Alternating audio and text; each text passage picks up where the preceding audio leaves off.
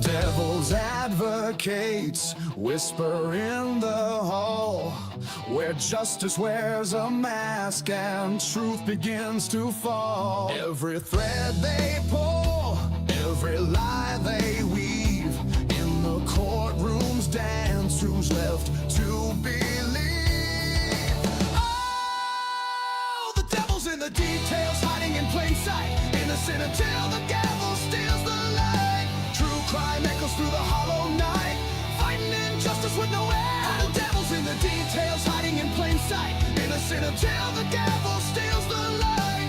True crime echoes through the hollow night, fighting injustice with no end in sight.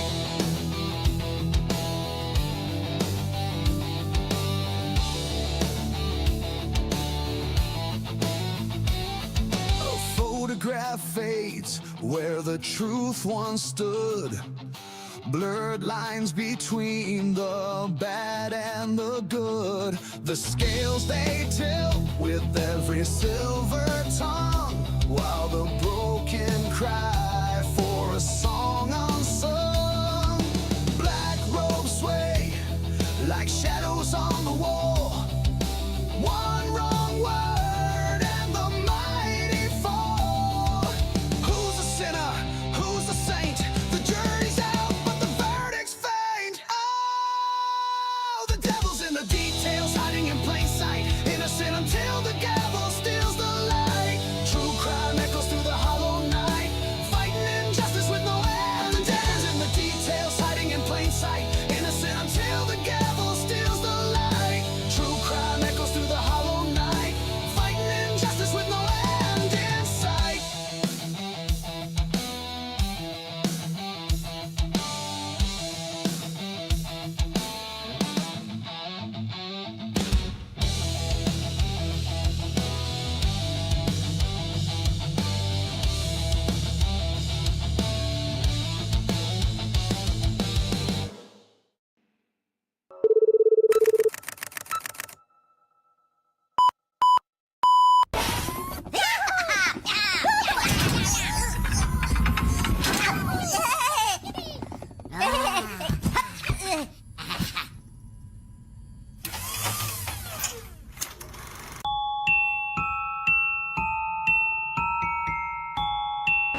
Ladies and gentlemen, do you want to know why I'm here today? It's not because I want to give you a pep talk or because I want to make you feel good about yourselves. No, I'm here to tell you the truth.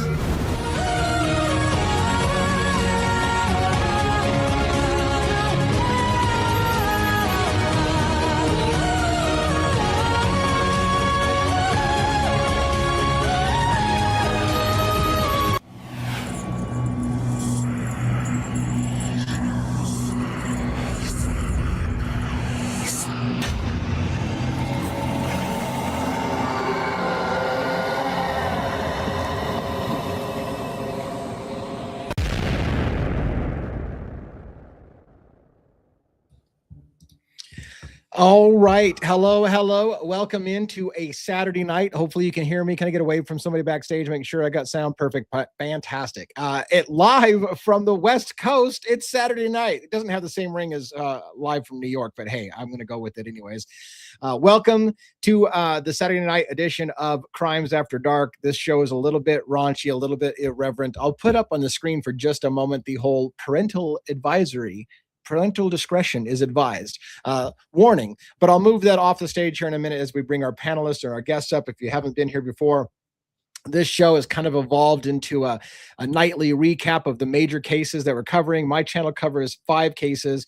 The Idaho 4 case that you think would be over is probably the most hottest story right now because of the new documents that are being released, new video that's being released, legal actions that are, or I shouldn't say public records requests and a whole bunch of things going on in the background of that kind of stuff. So that's hot and heavy. Luigi Mangione had major news. I did a major hour and 15-minute video that'll publish tomorrow morning on the latest filing by Karen Ignifilo in defense of Luigi Mangione in the Southern District of New York.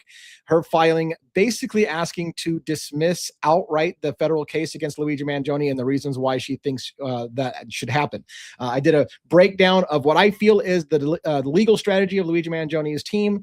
It won't make everybody happy, but it's how I see it. I just call it as I see it. So I'm going to break it down for you. Really great bombshell information. And to be fair, I feel like there was some bombshell information that Karen Ignifilo dropped in that argument that people haven't talked about before, about Pam Bondi's personal financial stake in this whole case, why she financially could benefit from executing Luigi Mangione. That was a huge lead in that document. And so we'll break that down in detail, which will air tomorrow at 8 a.m. Pacific Standard Time. We can talk about it tonight, however, because the same kind of people who watch the lives are not necessarily the same people who watch the long form video. So if we want to talk about that with my team, if they know what I'm talking about, we can talk about it. If they don't know what we're talking about, I can talk about that. So we've got big Luigi news. We've got big, well, Idaho 4 doesn't have any brand new legal news, but I do have some stuff to talk about, filings that are coming in and some responses that we've got from Pullman Police Department, as well as on the Koberger case, some information about Jules and the stuff that's going on there. Before I bring my panelists up, I want to say this. I'm seeing lately more and more of a divisive tone amongst YouTubers, especially in this true crime space. So I want to warn you all, like, not everybody appreciates, I'll admit this, not everybody appreciates my Switzerland approach to things, which is to try to stay neutral and not get involved in the bullshit and picking, sides and fighting amongst each other. And you need to stand up for this and say this. I tend to say, why can't we all just treat each other respectfully? I don't want to get into the drama. I try to avoid the drama. And in doing so, sometimes I ruffle feathers the wrong way. In my lack of response, people will think, well, you should stand up for your friends, you should say something, you should be more firm. So let me tell you, like, the number one pet peeve I have, and this wasn't said to me recently, so don't get it wrong, but the number one pet peeve I have is that attitude of you either are for us or against us. You can't be neutral. I hate that kind of forced mentality that you must pick a side. I don't want to pick sides. I would rather us all get along, talk about things, and be respectful to each other and try to lead the way in a respectful and mutual conversation rather than name calling and all that crap. But I've seen it happen more and more. Our mods are good at shutting down name calling in particular, over the top comments.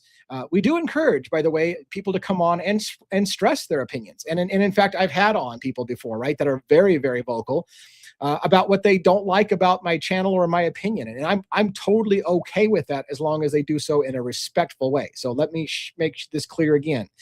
If you have differences of opinion with me, that's perfectly fine. If you have differences of opinion with my panelists, that's perfectly fine. However, if you call names or you challenge the credentials like somebody did the other day where they really pissed me off and they said, oh, you got to be kidding. 1-1 is not really NYPD. What a sham this thing is. Yeah, I'll light your ass on fire because now you're attacking my panelists. You're attacking my guests. I've had people question whether or not the lawyers who come on who are actual lawyers. Oh, that's bullshit. You're not a lawyer. I looked you up in the bar and I can't find you. I don't give a shit what you looked up. You're wrong.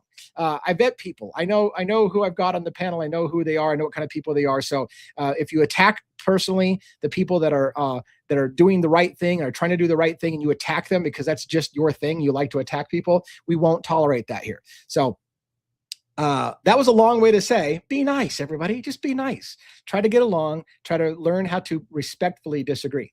I'm going to bring on the panelists tonight in the order that I have them on the backstage. So we're going to bring 1-1 up. And 1-1, are you there with your audio working? I'm on. Can you hear me? Yeah, I can. You said you got a new microphone, huh? It's the one you recommended. Nice. It sounds fantastic. I'm on the I'm not on headphones or earpiece right now. This is the first time I'm testing with the new laptop and the new setup. That's why you see the fun little background in the back. I just yeah, even your background, your new place looks fantastic. Yeah, the background is, you got like a solid. Do you have a green screen going on and everything? Or no green, no. Wow. That's great. That's fantastic. Well, you sound and look great. For those who do not know, 11, as I've said it before, 11 is 20-year plus NYPD. He comes on the show, but I want to point out, by the way, because I don't say this enough, 11 is much more, much more than just an advisor, right? And I think sometimes I used to sell Amanda short like this. Right? I'd say Amanda was the graphics person. I'm like, fucking Amanda do so much more than just graphics. She does Discord, she does whatever. 11, as well as not just the advisor to the channel on law enforcement issues. He does a whole crap ton of stuff. Not only is he in every single business meeting, he's a major part of the show. We might as well call him a co-producer of the show or assistant producer with the show. Him and Robin and I, we are in regular meetings every single day talking about the channel. I don't know where the guy finds the time. He literally has he has a full-time job. He has a wife. He has a family. I don't know where and he's got personal issues going on as well. Like there's just a million things going on in this guy's life. I don't know how you have time, 11, but I just wanted to give you that shout out that we do appreciate everything you do, and you do so much more than just advise on legal issues. I appreciate it. So I got to give my Saturday plug. So here we go. Not the same as, although it may sound the same. It's a little different. Ladies and gentlemen, boys and girls, people of all ages, welcome to Devil's Advocates. This is a space where silence isn't quiet, where unanswered questions get louder with time, where truth doesn't care who it makes uncomfortable. In a world driven by headlines, hot takes, and half-told stories, we slow it down. We read the documents, we trace the timelines, we follow the evidence wherever it leads. Because here's the thing, justice doesn't live in assumptions, and truth doesn't survive without scrutiny. On this show, we don't accept narratives just because they're popular. We don't dismiss contradictions just because they're inconvenient. And we don't stop asking questions just because someone tells us the case is closed. We challenge the official story. We challenge the unofficial ones too. And when the facts collide with belief, we let the facts win. This isn't about defending villains or attacking victims. It's about advocating for truth, context, and accountability, even when that means standing alone. So if you're here for easy answers, this probably isn't your show. But if you're here to think critically, to question everything, to push past noise, bias, and emotion, then you're in the right place. This is Devil's Advocates. We don't whisper, we don't flinch, and we don't stop digging, because sometimes the only way forward is to move mountains. And with that, live from New York, it's Saturday night. I'm so jealous that you get to do the live from New York thing. It's so cool. Anyways, thank you so much for that. I appreciate it. And yeah, one of the things I will say before I bring up my other panelists as well, every time I hear somebody say, "Hey, you do YouTube, you do true crime," I love true crime. The number one thing that I run into is a lot of people who say, unfortunately, that they love true crime. What they really mean is they love shows that tell us how they caught the bad guy. That's what they love. They love seeing the shows about how they caught the bad guy. And while we are a true crime show, I tend to focus on the presumption of innocence, which is the bedrock of our legal system. And so I believe in the presumption of innocence. I believe that rather than telling people right off the bat, this person's guilty and here's the reasons why they're guilty and we will get him or her prosecuted because they're guilty, I say, hey, why don't we actually assume that they're innocent first and let the jury decide? I know that seems to be a radical position in this country nowadays. Everybody seems to know already who's guilty, and then we want to see how they got the bad guy. I think we've got it backwards. We're supposed to presume innocence. And in fact, that was one of the big things that came out in the Luigi Mangione thing, as a reminder that our system is set up to presume innocence, and people need to walk if you can't prove their guilt.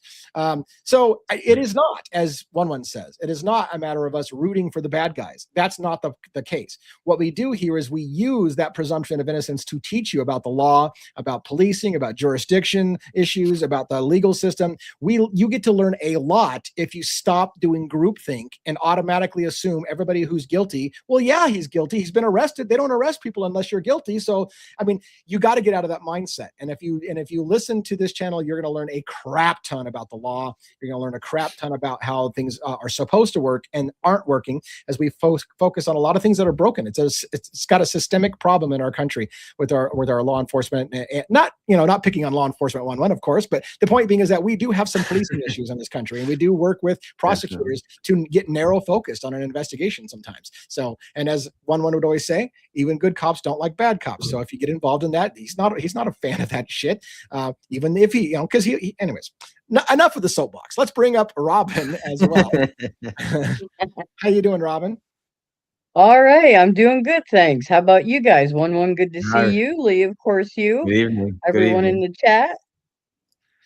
It's good to see you as well. And I don't have a script tonight, so we're kind of flying by the seat of their pants, which seems to be the regular MO lately. I didn't even have time to really comb through a lot of the headlines. I did do a big video, like I said, on Luigi Mangione, a lot of stuff on that legal breakdown. I broke down it's kind of funny because I had again somebody today tell me, well, I like so-and-so's channel because they actually get into the legal documents. And I'm like, I don't know where you guys have missed things. Like I've read a million legal documents. I've broken it down. I've had attorneys talking about legal documents. I break down the police documents.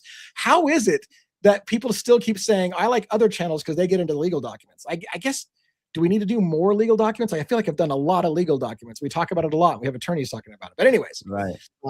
I've got another video where I talk for an hour and 15 minutes on some legal documents, and I read the legal documents and I break down what it means in plain English terms and talk about that. So hopefully people will enjoy that. And if you don't, I guess that's why we don't talk about it more often, because people get tuned out on some of that stuff. I don't know. Anything you want to say before we bring Estes Crime Maze up? Jason Estes from Estes Crime Maze? No, just to reiterate what you said about, being respectful. I mean, we're here to find the truth. We're not here for wars and that kind of thing. And so that's kind of what we'd like to focus on.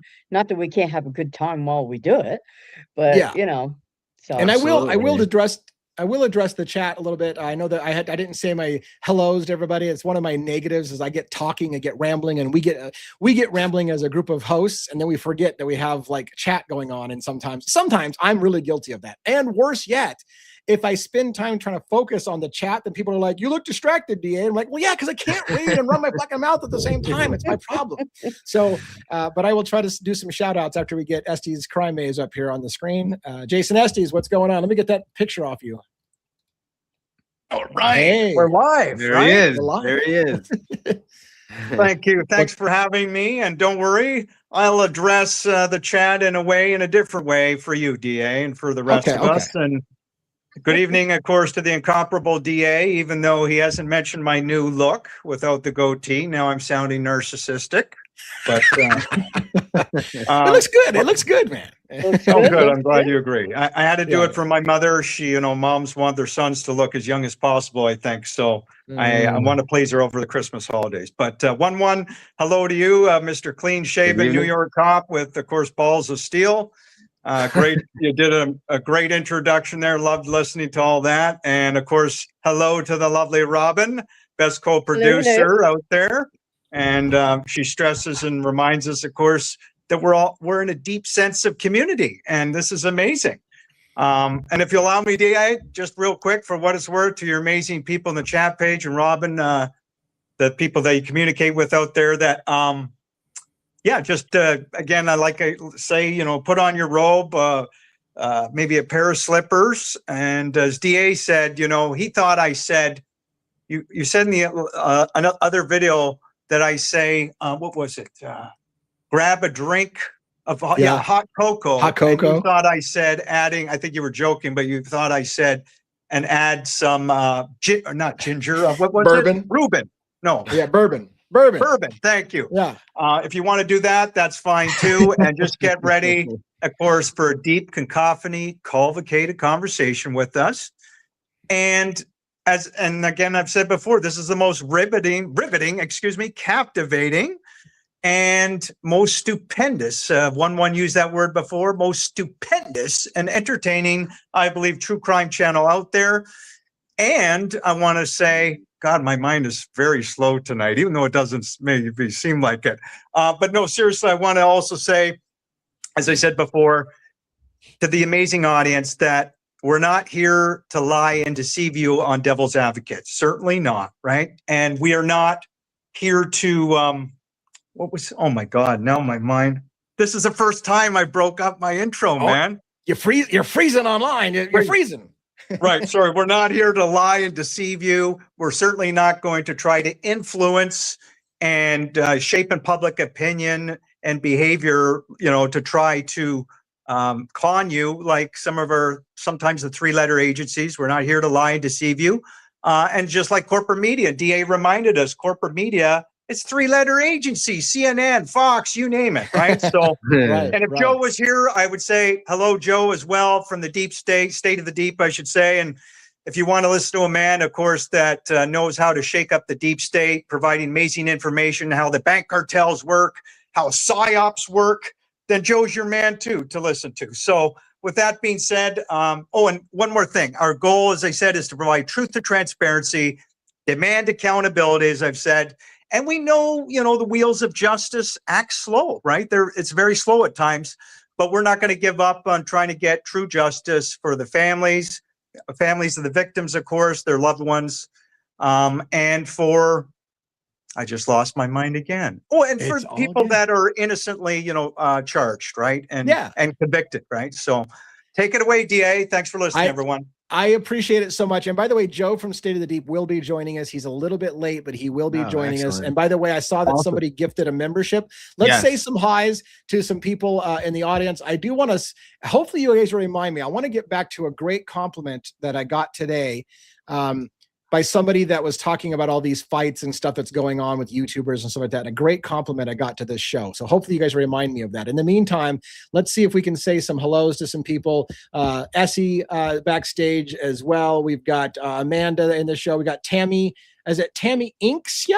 Well, I can't wait to watch. And that name sounds new. So hopefully that's a new user. If so, by the way, I love to highlight new users. So if you have a question, make sure you fire it at us so we can get it pinned or bring you up on stage. Robin, make sure to post the link, by the way, to join us backstage so we can let people have a chance to come up. Diana Draper, 940. Rooney.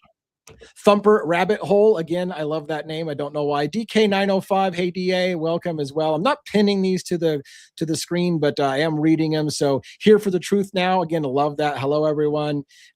Just wanted to catch some names. Denarius Stargarian. I always fuck that up for some reason. Oh yeah, I drop F-bombs. And normally when I do that, when I do a long form video, I put up the parental advisory right away. But you guys have been warned already from the very beginning that that's how I roll. What else do we have? Anybody that's in here? Joanne 7891. We've got the last 24 on the mic. That's an interesting name. Last 24 on the mic. Nice. Well, that's cool. What else? Got Karen that's Bell. One of Dago's mods. Is that one of Dago's mods? Cool. Very cool. One of Dago's mods. Karen Bell 4965. I love that we're getting more and more cross between Dago's channel and ours. We got a lot more of his people coming over here and vice versa. Yeah, we're watching his stuff. So I love that kind of that camaraderie is starting to build with that community. Again, not for the purpose of drawing lines in the sand and picking who's siding with everybody, but I love watching the community. No, it's excellent. It's excellent. Yeah. Row I4G, welcome. Rhonda, the she-devil, the wife next door. She's in the house. The wife next door. That sounds like, I think I've watched a few movies like that, The Wife Next Door. Anyways, that's a throwback. That's a whole other story. Dina Sites, 1855. This is an adult show, by the way. So, and so was apparently that title. What else do we have? Anything else we got to say here? Any shout outs? Again, look for comments, by the way, from new people. Dale Harrison, Karen Folquez, Foxy Rose, a lot of names that we've seen before. Living Dead Girl. That's cool. Anyways, so what else do we got? That must be a Rob Zombie fan. Yeah. Oh, yeah. Nice. I like that. Bebe Fern, Lee, what is this? I love your content on Idaho 4. They deserve justice no matter what the side you're on. The evidence never lies and all will come to light. Thank you so much. Appreciate that very much. And we're going to continue pushing for, you've probably heard me say it before. What I can tell you is it didn't happen the way they said it did. And for me, if there are other people involved in this crime, it's not justice to let those people walk free. It's not justice to let them walk free. So we'll keep pushing because I really honestly believe that there's more people and there's more to this story that we don't know. And we need to push for that if we can and bring things out into light if we can. And hopefully it doesn't lead to something horrible happening as we push for transparency and openness. So what else do we got? Anything else? We got so many names in here. KS, Jess, and Art. D Garrison. Let's see what else. Anyways, here, lots and lots of names. I'm going to have to slow down and get to that because I got too much. At this point, Robin, I need you to kind of watch again for, of course, trolls, because we have our mods that are on, and we try to let you, by the way, have plenty of leeway to disagree. But I wanted to talk about that compliment I got, which is that I've heard a lot of people, bitching and moaning about people that are wrong about the Idaho 4 and wrong about this, and I hear a lot of negativity. And one of the things that was nice that was said about us was, as I was listening to somebody be very, very critical about how horrible some of the YouTubers are out there, about YouTubers just don't know shit, and they're running their mouth all the time, YouTuber, and I'm like, hey, I'm a YouTuber. Like, I just curious, does this apply to me? And they're like, no, I feel like you have integrity. Like you may be wrong about things. And that was the takeaway. You may be wrong about things, but you're not purposely wrong and lying or making clickbait or whatever the case may be to get attention. And that was a big compliment to me, because I feel like that's one thing that we've done well on this show is we've done things with integrity. You know that if I'm wrong about it, it's just simply that I'm wrong, or I'm misinformed is oftentimes the case. And it's not that I'm blatantly bullshitting and lying about shit. So I love that at least it seems to be the reputation we've done. We've done well with that we don't try to clickbait people into this conversations with that. And looks like Estes Crime Maze is having issues coming and going. So we'll bring him back on stage. What a night you've got going on, bro. I am very sorry, my friends. It's all I don't have Joe's background. The mic I can't get working anymore. That's why I want help one day from my amazing audience that come over to my channel, or people listening on DA's show. I could really use some editing help, although I don't expect you to come here and help me with my mic. But anyway. Well, that's one of the I tell you, that's one of the things that I've been blessed with. I'll tell you this though, Estes, I had to learn a lot of this myself. Like when I started this, I didn't know shit. And I struggled. And as the channel is built, I've got a group of people that have rallied around me, and they're like, hey, I can do that. Hey, I can do this. Hey, and so it comes with time. You just have to put in some time. And until then, unfortunately, a lot of that stuff, you just got to teach yourself. And then eventually people will start coming in, and like this amazing crew where I got one and Robin that have come in and said, hey, I just believe in what you're doing, and I want to help out the channel. And then when you have that support team, it makes it easier. It's not like I'm not busy, because I am busy, but it does make it easier. So no offense, DA, I am catching up to you slowly, but almost 800 subscribers. What's that? 800? Yeah, almost 800. So look out. You just stay on your toes, dude. Stay on your game. Okay. I got you. I think all kidding aside, I said to you one time, I think that you have the potential to be a much bigger YouTuber than me. And I mean that in all sincerity. You've got a good charisma. You've got a good stage presence. You're better looking, we'll argue, all kinds of things. So if you do the right things, man, you got the sky's the limit. So go for it. Dude, I am narcissist. I'm a wannabe narcissist. As I told you, a friend of mine said that. I don't know if they're accurate. I don't think so, but I would never say that, agree with you that I have a potential to be bigger than you. But you know what, DA, by you saying that, you ingratiate you to me that much more. And again, I would love to get you a free trip to Costa Rica, as I've always said. I thought it was going to happen, but I can't even hire an edit. I hope somebody would help me edit my videos, and maybe one day I'll be able to, in the near future, be able to do a payment package. But I need somebody that just wants to help out Estes Climbing with a bit of editing. That's all. Anyway, enough about me. But wow. You, so I appreciate that. And by the way, it's not the size that matters, it's how you use your channel. That's it. Don't worry about it. It really is that. But somebody searched Copilot for a connection between Coburger and Kapaka. AI said no connection, just by rumor, and listed the rumor starting with Reddit and Devil's Advocates. That's so true. I guess we made it. I don't know. I'm not sure. We're really making it now, man. AI is flagging us as rumor makers. That's embarrassing. Like, you know what? Though? I can't wait to correct. I can't wait to correct AI when there actually is a connection. We've got the FOIA documents. We're sussing it out right now. So that's hilarious. But in time, we'll see how that goes. What else did we have? So I wanted to address something with Idaho 4K. So I was on earlier. I know Dago had a live.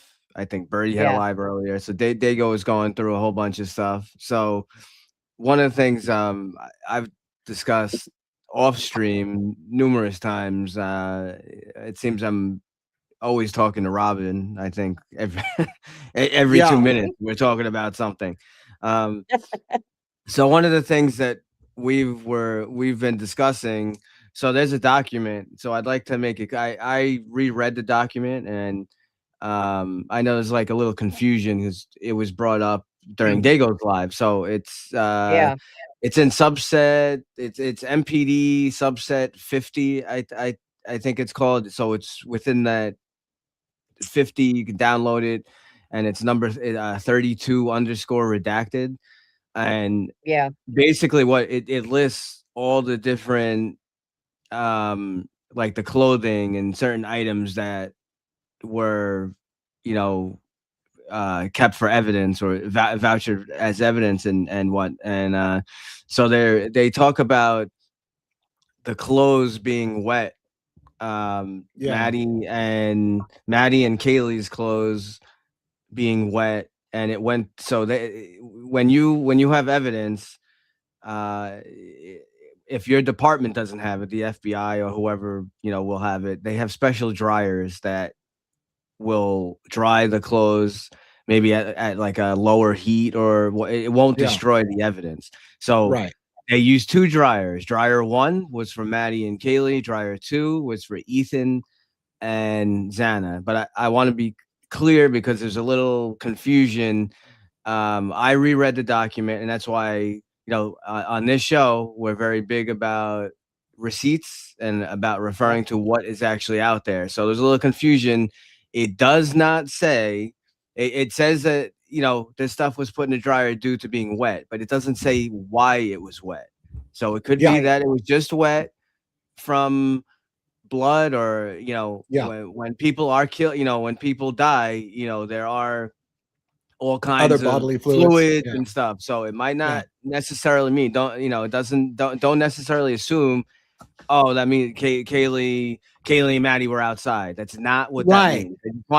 I wanted to make that clear because I reread the document very close, and nowhere does it say. Now, it would be nice if they gave us further info too. Okay, so you said it was wet, but it's like, what was it wet from? It would be nice if they clarified that, but as far as I know, there's no clarification. But I just wanted to make sure that we put that out there on our channel.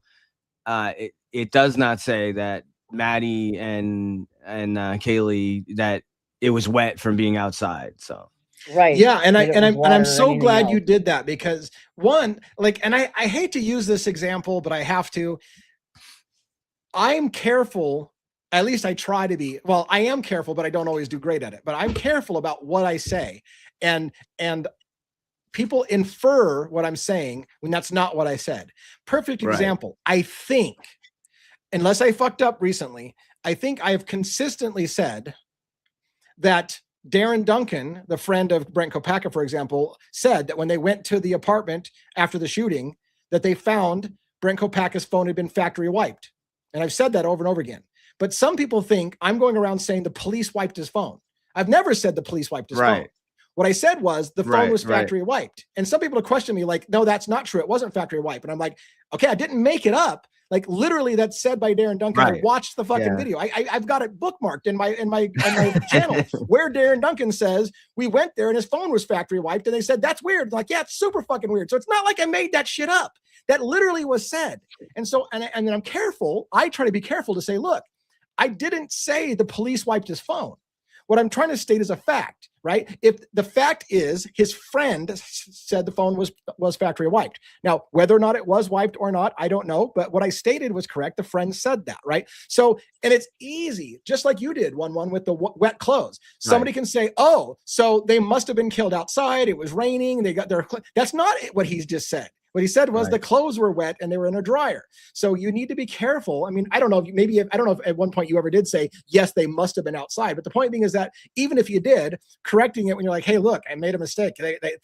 It's just wet. It doesn't even say what it's wet with. It could have been wet with blood. It could have been wet with other bodily fluids. It could have been wet from the shower. It could have, like, who knows how it's wet. All we know is that the clothes were wet and in dryers. So kudos for you as well for making sure that we're clear on that, because there is a difference. So yes, sometimes on this show, we take a statement like, was Brent Kopaka's phone factory wiped, as a question. What does that mean? And we speculate and we ask questions, but that's different than saying, we know now that the police wiped his phone. That's not what we said. So I need to make sure that people understand what's actually, and I've had this problem my whole life. I will say things and people will say, well, you said, and I'm like, that's not at all what I said. Like, you're not listening to what I say. I'm very careful with my wording. You're not listening to what I say, because what you just repeated was not what I said. So anyways, enough of that soapbox. How's that go? I could, like, Jason Estes is smirking because I'm like, how long is that guy going to go on about the fucking phone? But I feel like it's important sometimes to clarify. Well, dude, I got to say, it's almost like I'm talking as if I got a man crush on you. But I just want to say, my mom also added she thinks I'm more handsome for some reason without the goatee. And I was wondering, DA, you haven't said a goddamn thing. But anyway, I'm just harassing you. It's all good, man. First of all, I'm one of those guys that are not super, it's funny, I'm not super observant sometimes, which is funny because I'm into true crime, and yet I pick apart the details on what people said. Like, I'm really good at picking apart and remembering exactly what you said and how you said it. I'm good at that. But like, women that dye their hair a different color, and I'm like, fuck, I don't know, were you strawberry blonde yesterday and now you're blonde? Like, I don't know what happened. Like, I don't. And they're like, I can't believe you didn't catch that. I'm like, well, like, I'm horrible at those kind of things. Now I get it, because remember, in private conversations, you were just dying. It sounded like you said, to know what did I change? You didn't. Right. You couldn't think. How did what I could I miss change that? about my look? Right. So how did I miss that? I don't know. And it was funny, as, by the way, as an aside, two things as an aside, because I do asides a lot.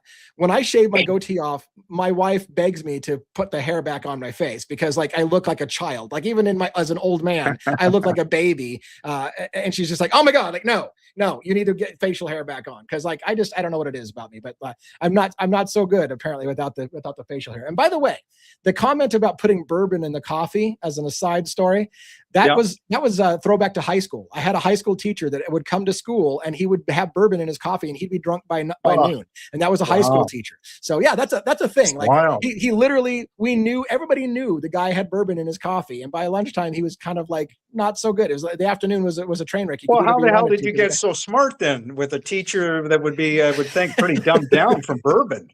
I have no clue. I don't know. We got a super sticker from Phoenix Rising in the thing, $9.99. Thank you so much for supporting the channel with the financial support. By the way, if you haven't done so, make sure, look, I got all kinds of stuff. We've got gift memberships that are flying in here. If you don't know, you need to have turned on the ability to receive gift memberships to get them. So make sure you've turned that on.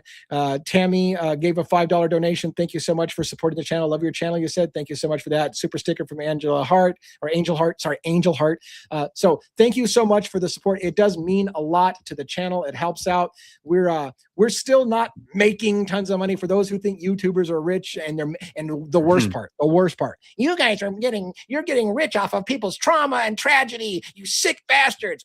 No, we are not getting rich. We are not paying the bills. I'm literally going negative. Like, it's not a good thing. So for those who think that I'm profiting off of people's pain and misery, that's not what's going on here. It's just another reason. One day I'll keep working on you nicely to come on over to the Extraction Woodsick Operation angle, dude. And then people will not be saying that about you at all. These students are alive and well, in my opinion. But anyway. Well, in some regards, I hope you're right, because that would be less tragic for them. Absolutely. But not so less tragic for the American public that had to go through all the fighting Very with each true. other. Calling each other Very names true, and Dan. tearing each Totally other agree with apart. you on that. That's the part that's the tragedy. While the families might have some peace, it's not going to give peace to everyone in the country and across the world that are tearing each other apart and calling each other names because your theory sucks ass and their theory is the only theory that's right. And maybe all of it was bullshit. That would make me angry about how much division this has caused. That's why we do this program, and you're a master at it. So let's keep it going. What else do we have? Do you guys want to talk about anything in particular? You want to talk about you see if we got some questions? We have anybody that wants to jump up on stage? You want to talk about Luigi? What do you want to do? There was a question about, I actually just pulled up, I downloaded it while you were talking. Someone was asking about stuff that people, what was found on them. You and I are doing the same thing. Yeah, so I have it. I actually have it right here. So Kaylee had 2 handbags, t-shirt, corner club, nasty and inebriated, black pants, Joe Boxer gray, black flannel, one white sock, one white Adidas sock. Madison Mogan had 2 handbags, short sleeve shirt, which was pink, pants, black Vandal Russell brand sweatpants, and it says M, I guess, medium, I guess. I don't know. Can you hear me? Can you guys still hear me? Yeah. Oh, I thought I dropped that. Okay. No, that was JoJo. That was JJ from State of the Deep. Yeah. Xana, 2 handbags, foot bag, sweatshirt, Under Armour gray, underwear Calvin Klein beige small, and Ethan Chapin. This is it says handbags and 2 socks, Puma brand, right and left. That's all Ethan had on him. Crazy, right? Yeah, right. I do want to. So we got Joe or JJ from State of the Deep backstage. We're going to bring him up in just a moment. Yeah, DA. It says that says DA in another video. I thought you said you actually went to one of the Koberger's hearings. That's dedication. Yes, I was in the change of plea, the plea deal. I was in the courtroom. I was a couple rows back behind Bill Thompson, so you can see me on video, and I did that from there. And then I also went to the victims impact statement during the sentencing, and I went to the after press release meeting. I was in that press release area as well. So I've been in the courtroom twice with Koberger and the families. I told you about how surreal it was. For those who don't know how surreal it was, I was sitting literally across the aisle. I could have reached out and touched Steve Gonzalez. I could have touched Hunter Johnson. I could have touched Dylan Mortensen. All of them walked right by me where I was sitting. I was on the aisle, and I was like, wow, like this is so weird. It's so weird being in the courtroom with people that you've talked about and you've studied and you've researched all these years. During break, I joked I literally could have got up and gone and taken a leak with Steve Gonzalez. That would have been a weird experience. I did not take the opportunity. I sat still, and I was like, I'm just gonna mind my own business. I don't want to get punched out in the bathroom. And he's like, you're that fucking YouTuber. It says whatever the hell you say. But anyway, hey, dude, excuse me. I say the same thing with my acting career, background acting. That's all it was. But I never went for auditions. But I met James Franco in the bathroom, for what it's worth. I know I'm pivoting off true crime for a moment. And I joke, I said to James Franco, James, I really appreciate your acting. You're really versatile. And we're both naked in front of each other, and he's just smiling at me. We talk later on. But geez, sorry, I'm just. You made me recall some past history there. Yeah, I get it. I get it. It's a very interesting moment. So I appreciate that very much. I had another comment I was going to make, but now I forgot what it was. Let's bring Joe from State of the Deep up on screen. Joe, how you doing tonight? I'm good. Welcome, Joe. What's up, everybody? What's up, DA, 11, Robin, Esty? Hello. What's up, Den? Esty, I got a question for you. Did you get Wood? As long as you say Estes Crime Maze. Sometimes it's okay to say Esty because it's a cool last name. But can you say Estes Crime Maze? Sure. If you need that, right. I'll say Estes Crime Maze. Did you get Wood? I mean, you're hunky James Franco, naked in front of you. Well, James, I think, in my opinion, James is probably bisexual, but I mean, he's a womanizer. He's a good-looking guy. Wow! Hey, no argument. The answer is no. James and I are strictly platonic. We had a great, in-depth conversation, very deep, but I have no interest in dating James Franco. No. Wow! All right, I was curious. He's a big, hunky, famous actor. Joe, he's hunking to the wind. When you started that out, I thought you must be going somewhere else with it. No, you were going exactly. Joe, you can take the boy out of the city, but you can't take the city out of the boy. Oh my God! Yeah. Well, I bless your heart for that. Crime Maze knows I'm busting his chops. He knows I'm joking. Yes, and James Franco, he knows I'm joking, but it is true that we met in the bathroom naked and pissing whatever. Yeah, well, fair enough. Yeah, it's I always thought it's not really the best place to strike up a conversation with a stranger standing side by side at the urinal saying, "Hey, how's it going? I love your." That's right, but we were on set. I mean, not literally on set at that moment, but it was a movie. Did I already say that? I think I did. Anyway. Yeah. Did you star in this movie, or were you had a part in this movie? No, I wish. I should have challenged James Franco or offered to be Right. a fitness trainer if he could get me into higher roles and, Right. get me an A-list star, but Yeah. just never Fair happened. enough. So it's good to have the gang back together, talking about getting wood in the bathroom. Damn. Oh, I'm not hear sure I that could anywhere follow else, that up. That's Hey, right, you Robert. know, You don't see hear this on any other channel. there you go. Come on. And Saturday maybe night. shouldn't Come have been on. on this channel. Just kidding. It's all good. What is it? By the way, Joe, you usually are much more up. I mean, way more up on the latest, Candace Owens stuff like that. Is there anything new going on with Candace Owens and the Charlie Kirk situation right now?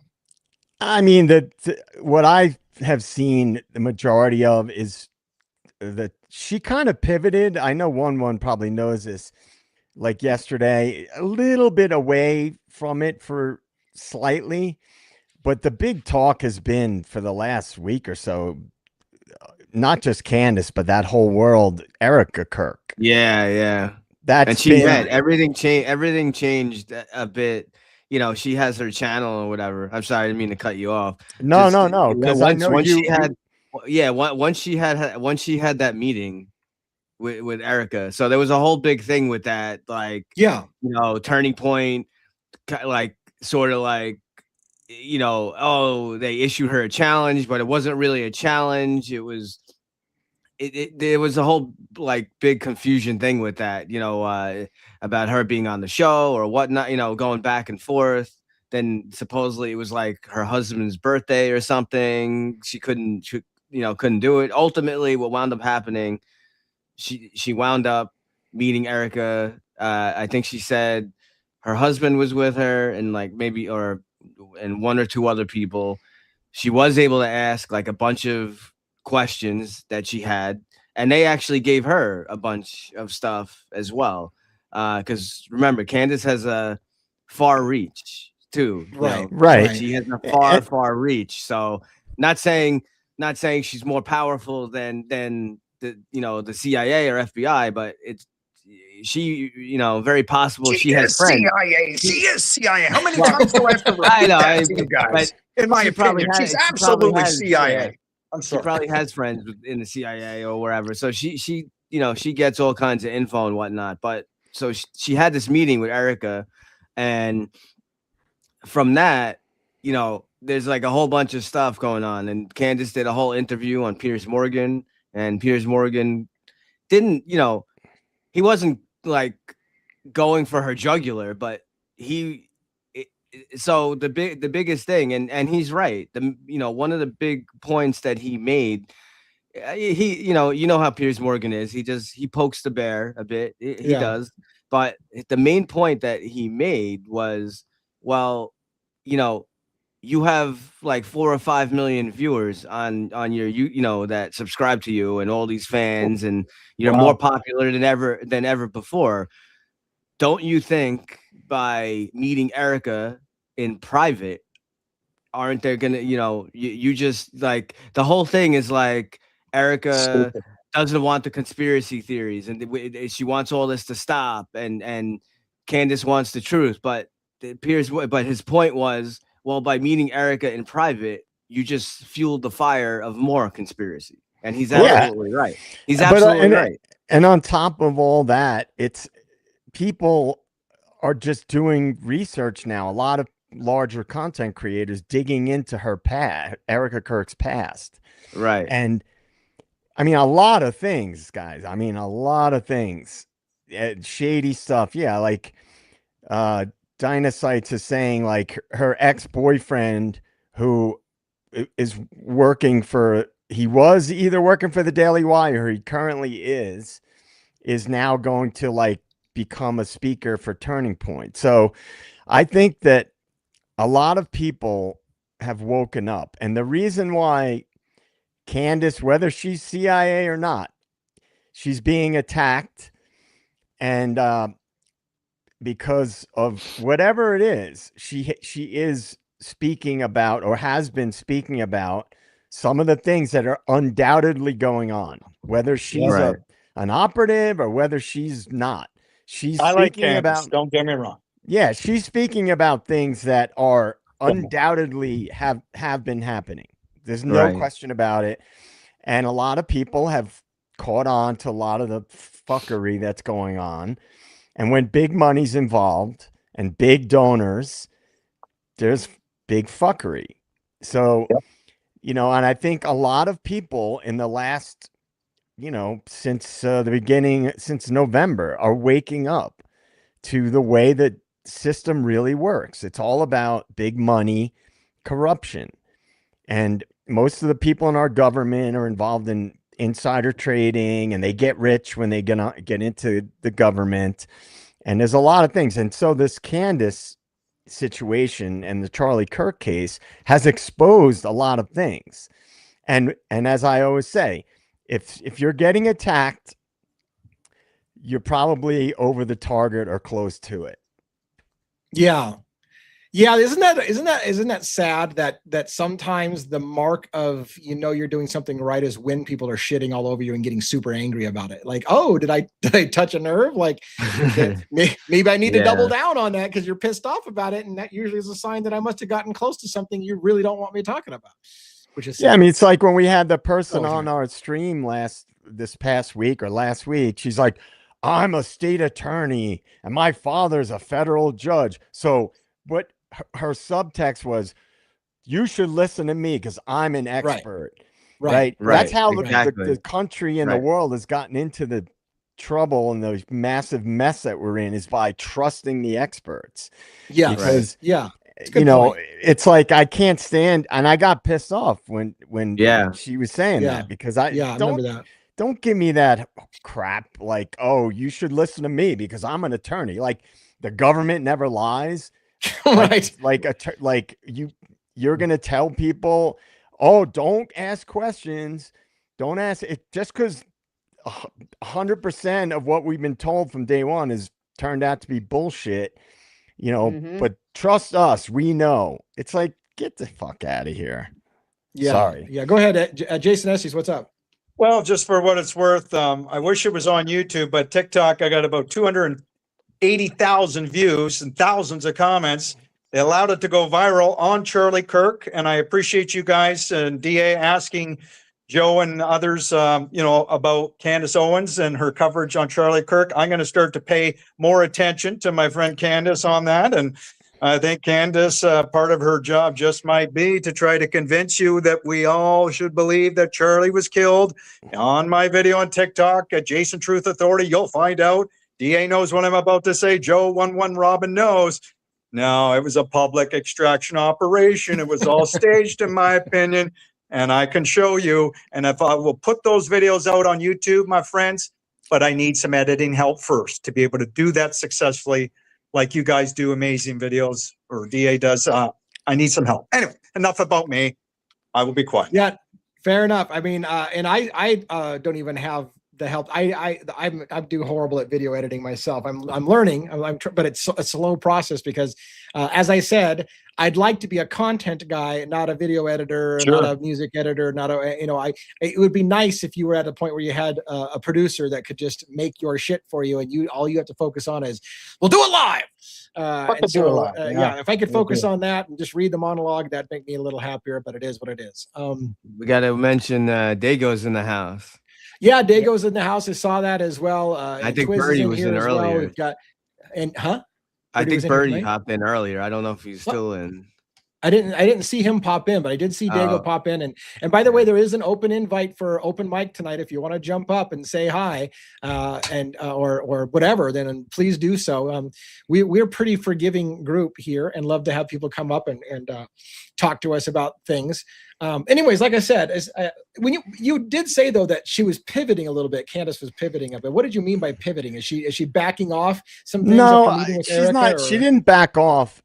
The first day back after the interview, the meeting. I don't even want to say interview with Erica Kirk, but she soft pedaled it a little bit, on the next episode, and then she kind of got right back to it.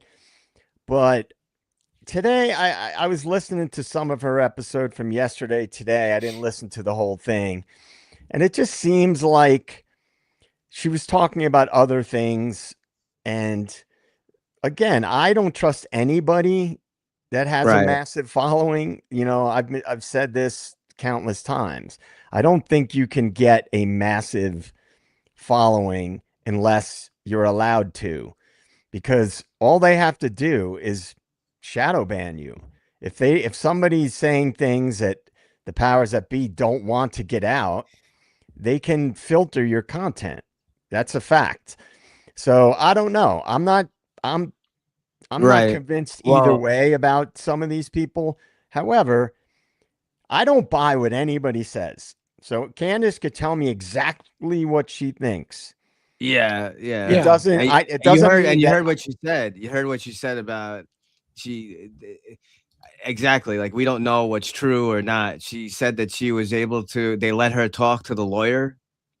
Remember, and she was asking questions to the lawyer and said like, "This is like a college campus. What video do you have?"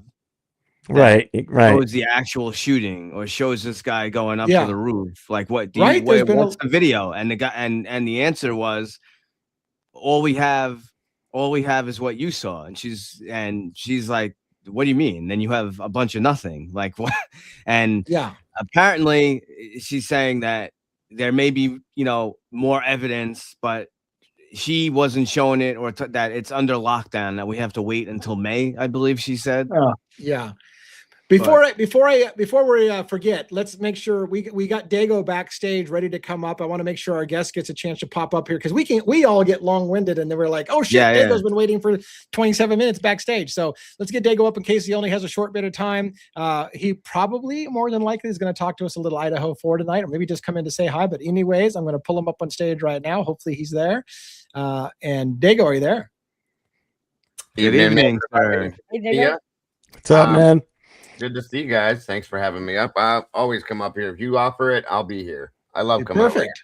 Perfect. So Yeah. Dago, I did. I don't know if you had time to look at that document. I actually reread it. We covered it in the beginning. I don't know if you were here when we first No, started I the just stream. came in here. I had So company. you were correct. You were spot on. I reread it and we clarified it here. It's a short document, and it's only like about 3-4 pages. Yeah. Right. It does not specify what the clothes were wet from. Or Right. it says Why- it's or wet. why they were Well, it could wet, be, yeah. so it could be bodily fluids, could be blood, and whatever. it Right. happens. You know what I mean? Because Right. like I said, when I went through every document, and I did it in like 3 days. Although the ISP documents, I read it word for word for word, and it became almost androidic in a sense. Like I was just Right. reading, okay. And I thought, well, maybe I missed this, so on and so forth, because I did remember the heater thing and all that. So I went back. I didn't get a chance to do today what you said, but I was trying to remember. So it doesn't matter. It's all about finding out, realizing, and going forward with it. It doesn't matter to me. I'm grateful to know anything new that I can find in any aspect. Yeah. I But appreciate you pointing it out. I'm super interested in whatever you can turn up on that Jonah Chapin though. Yeah, I'm If you're definitely able to find something. I've started Yeah. on that already. I wrote down some notes earlier when we were live, when you were in there, Right. and I'm gonna be digging, and I'm gonna grab a couple of my researchers that are hardcore in it. Mikey's in here already. He's good at that, and Molly, they deep dive like crazy. Right, So we'll right. figure it out. We'll get some stuff going on him for sure. Excellent. And I'm glad, again, to reiterate the whole clothing is wet thing or whatever. It's like the dog barking thing. It's like all of these things. It's easy to take, we hear a dog barking on the camera and therefore jump to so we know Murphy was outside because you can hear him barking. No, you do not know that's Murphy. A dog barking does not mean you know it's Murphy. Wet clothes doesn't mean you now know they were outside getting killed in the rain. Like Exactly. we cannot make those jumps. And so this is why I think it's great that we all say, hey, look, like we need to be careful. A dog barking is not always Murphy. Wet clothes does not always mean it happened outside. All of these things are talking points for sure. And we should ask ourselves, if there's reason to believe And there is, if there's reason to believe that maybe people got attacked outside, then maybe we do add in is the clothes wet because it was outside? Was it raining? Whatever. That's fine. But we just need to be careful when we're stating facts like we have been, that we make it clear that just because I get this all the time. It's the same thing, to be fair, what mainstream media did to Kohberger. You see Kohberger driving around the neighborhood. No, you fucking don't. You see a car that they told you is suspect vehicle number 1, but you're not even sure it's the same car every time. And you will say, we know he was driving around. I saw Kohberger driving. Not a single one of you bastards that say that saw Kohberger in the car. Not a single it's one not of you. true, DA. Gray Hughes, I believe everything Gray Hughes says. He says over and over again, doesn't he? He sees Brian Kohberger. The car. He basically says he's seeing Brian Kohberger in the car. I mean, come on. Yeah, he redacted himself. He went back. Yeah, he had to call Thanks it for the back reminder. because people were calling him out because of his stupidity and his ignorance. Same thing. I was being sarcastic.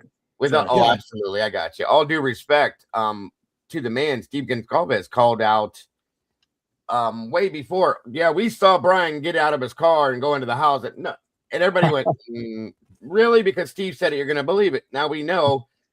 More lies. Steve admitted that he was purposely running a narrative and asking people to put misinformation out to run that narrative just to get the conviction they wanted. And now isn't that something? Thanks for bringing that up, Dago. Isn't that something that needs to be shouted out more? I think sometimes. Well, same with Well, you got Olivia too, right? Olivia stated right. She saw them get out of the car. Yeah, and exactly. It dropped off. No, you didn't. You right. did not see them get out of the car. You watched the car turn the corner. That's all you saw. End of story. That you did not see them get out of the car. You didn't see them go in the house. You didn't see them come back out with the dog. You saw none of that. So stop lying. I'm sorry. Right. All due respect, stop lying. And yet we're supposed to believe everything she said in the impact statement after that. I mean, come on. Anyway. That's why she said it, because I'm Dago, I got a question for you, man. Yes, sir. Have you done any digging into Steve G's past? I have.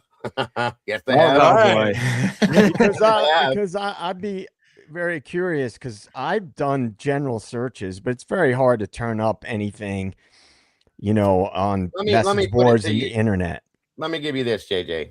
Steve and Christy, they came from California to Idaho. There's one. Why would anybody come from California to Idaho? Think about that first. They came from a decent living situation to a very good living situation, from California to Idaho. Yeah. Again, and Steve has made multiple comments. Well, we came to Idaho because they had the death penalty. We came to Idaho because it's that type of a community. We came to Idaho for a better life. You came to Idaho for some type of a money situation that you don't want to tell the world about, that I can't quite put my finger on at this point, but it's there.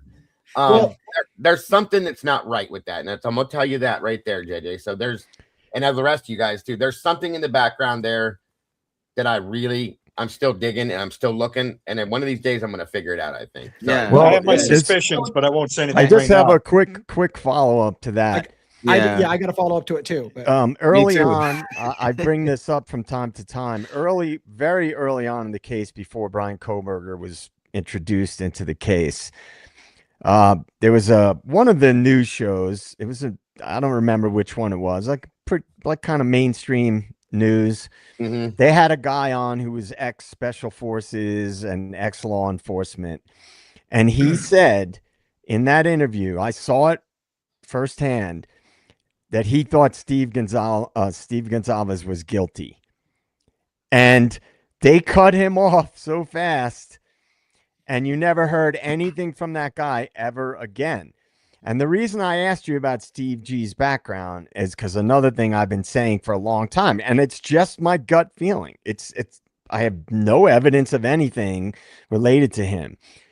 From day one, I got fed vibes from Steve G. Me too. From day one. And I didn't know why. I just with you.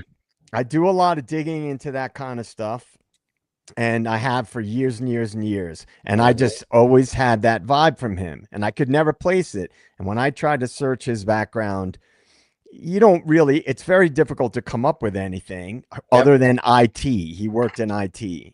Yep. So I'm gonna say some unpopular things right now. And I know Dago can handle this because Dago will not see this as an attack on him at all. But I want to share with you some things.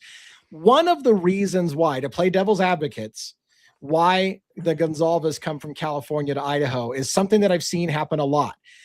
It is expensive as fuck to live in California. Oh yeah. You can sell a house in California and buy an amazing place in a dirt cheap state like maybe Idaho or Montana or whatever, because you can get 3 times the house for the cost of your house in California. So if you factor that in with the fact, and I hate to say this part, but you know, the Gonzalez's are white on white, like they're the whitest people ever. So you've got Idaho, which is a very, very white state. Some people want to get away from California because there's a lot of immigrants. There's a lot of, you know, racial tension or whatever. So a white family selling their expensive house in California and then buying 3 times the house in Idaho, where it's less of a racial tension kind of thing, is something a lot of people do, to be fair.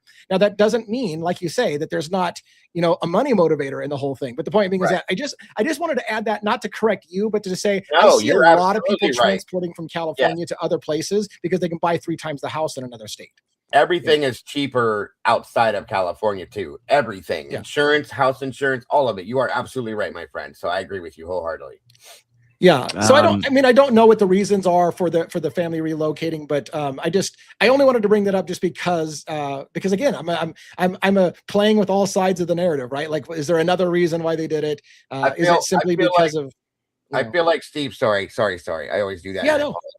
No. My ADHD is so bad that if I have a thought and I don't say it, I will forget it. So I apologize. I do that a lot.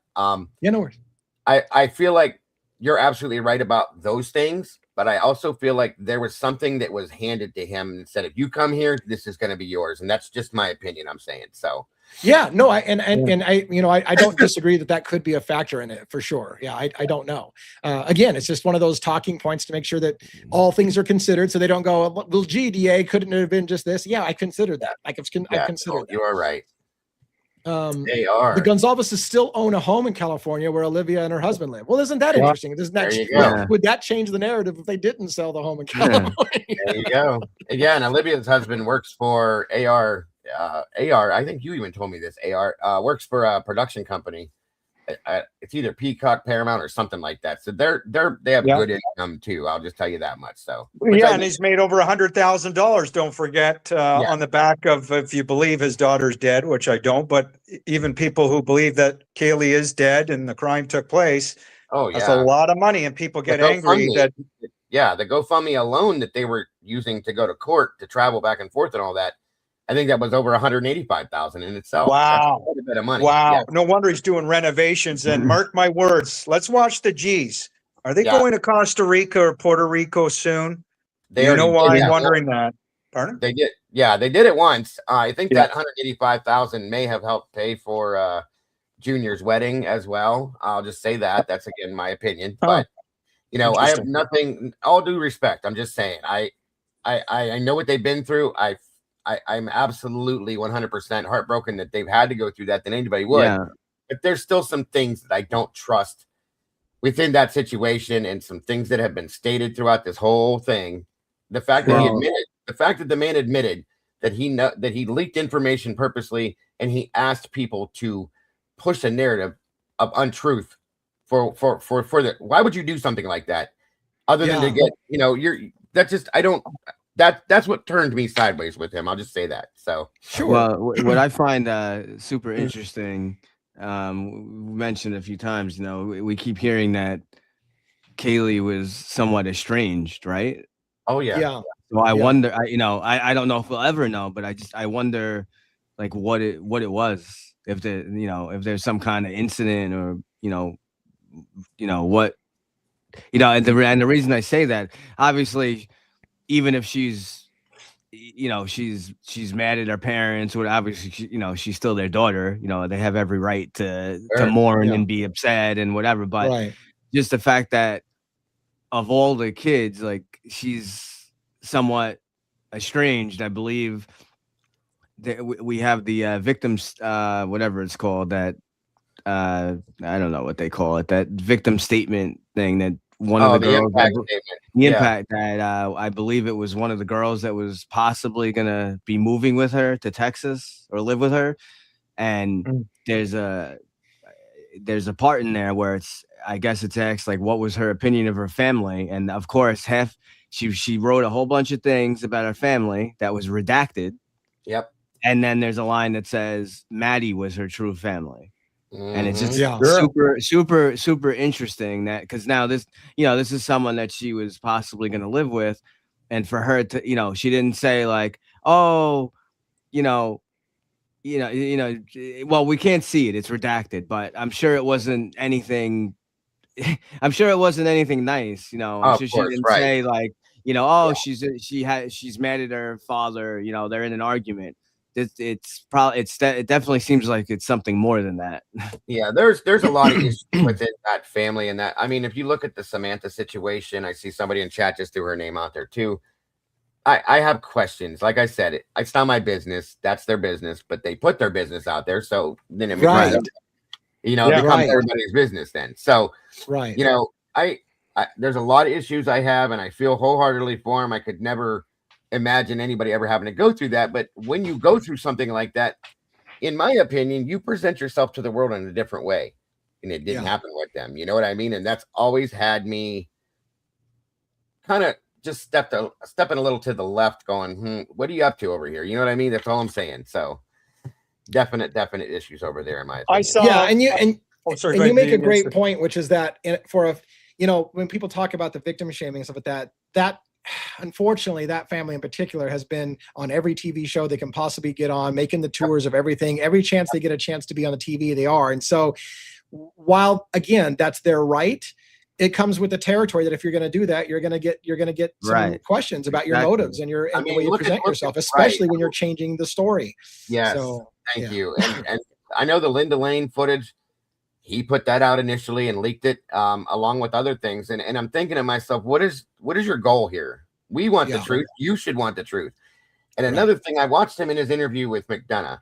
Now, I can't tell if this is real or not real, okay? But, him making the statements he's making, and Chris is asking him different questions. Did you know about this, this, and this? And, well, no, we didn't know that. But is that true, or did they really not know that? Because if they didn't really know that, that tells me they haven't read one of the damn documents at all. And if you're not reading the documents in your own child's murder case, I want to know what the hell you are doing then, because every word dropped, I want to know. That's all I'm saying. So, has anybody in the DA or anybody here or anybody in the chat, have you all seen that video I was talking about early on in the case with that guy? About the person that said he thought Steve was involved, or I mean, he said it definitively.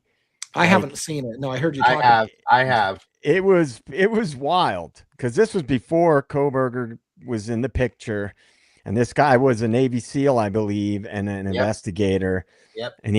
And now what I take from that is he might have picked up on some of the same vibes that I picked up on. Just something was off, right? Whatever that means. I want to address something really quick in the chat, and I don't want to do it here. For hopefully you'll understand obvious reasons, but there's a conversation going on in the chat, right, about Kaylee having a history of abuse. I've heard this as well. I don't want to talk about it here on the camera, but if you have that information, I would love for you to give me some summary of that. And we don't know if that's true. I've heard this for a long time. I don't want to discuss it when we don't have the receipts or the background. Right. However, I am interested because I have heard enough of it. So please, you were pretty adamant about the abuse. I'm curious if you're willing to reach out, contact at devilsadvocates.info. I would love to hear what you have to say, but not necessarily on the live. I'm not that kind of guy that likes to talk about that kind of stuff, especially how damaging that could be. But we do know that there was an estrangement with the family. We know there's some weird stuff. So I would love to hear what you have to say before we talk about it. Yeah, very, very. Receipts always help to make that come out a lot. Especially something like that. Yeah. Right. Because again, like, we could talk about theories and certain things, but some stuff you have to think common sense wise too. Like, I'll say it real quick. I know there's a ton of people in the chat and still a ton of people out there. They're adamant that, Kaylee was on OnlyFans and all this. If she was on OnlyFans, from what I know and my experience in law enforcement, and just what I see happen, we would see pictures. seen it, We would, yeah. and this again, this kind of goes along with with what Estes crime maze always says. We don't have the pictures of the bodies and the crime scene and all that, but same kind of thing. You think how this case, I guess, got at least nationally. I guess possibly worldwide. You're telling me that. Going along with what you're saying, Right. I have been sent many pictures. I was sent a catalog of pictures early on in this case when that whole thing came out first about the OnlyFans. It's interesting. They're not nude, I'll say that. Right. But they're very, very provocative photographs of her and a few of her friends that she was in a circle with, and it's like, whoa, hold on. You know what I mean? I would not imagine, and it made me wonder. Steve made a statement one time when he said there's going to be some things that are going to come out. Yeah, things are going to get. I remember that, and they're going to be kind of gross.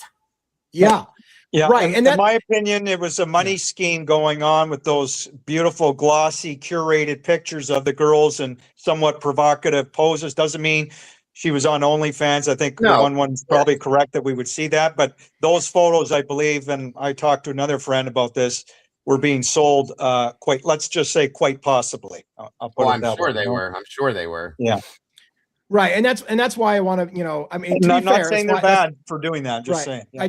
Why I want to keep it on a little bit light on that side, because again, without the proper receipts, I think it could dangerously get to. Agreed.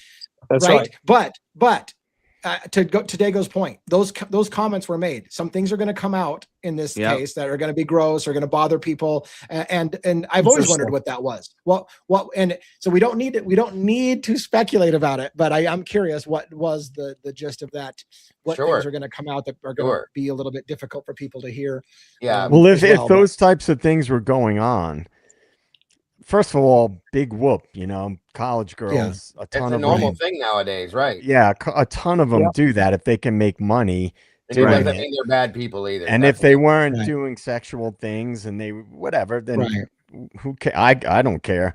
But another thing to consider is that why was that covered up? Because if that was something that was happening, then that would be a clue to how to track down somebody that may have had something to do with this whole scenario. Yeah. Like whatever, you would think.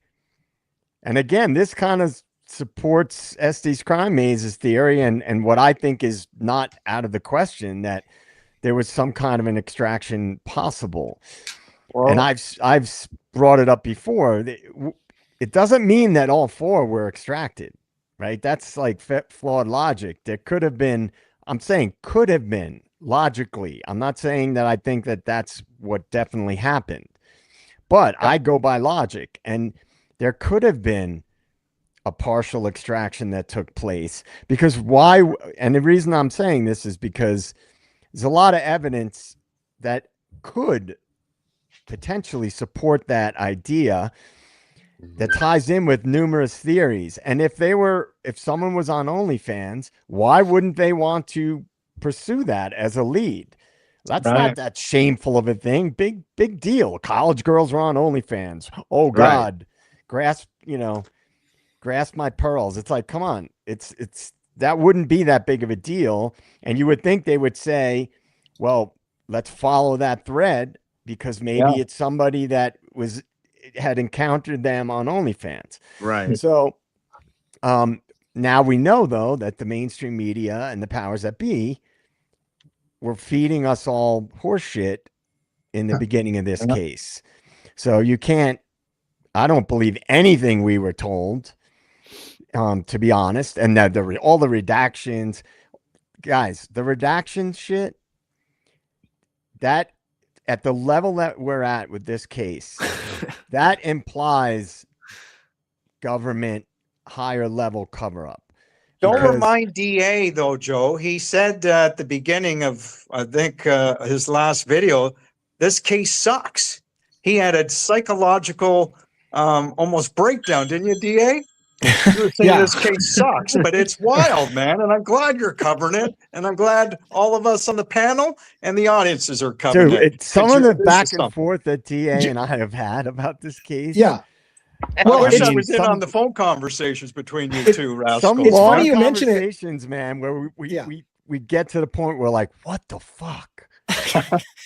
It's funny you mention it because Jules had a similar thing. She ranted. Somebody sent me a screenshot where Jules ranted and she's like, I hate this fucking case. I hate it so much. This case sucks. Oh yeah. Because it's the most redacted bullshit story I've ever seen. And it feels like we're never going to get the truth. And all everybody knows is it didn't happen the fucking way you said it did. That's all we know is it did not happen that way. That's right.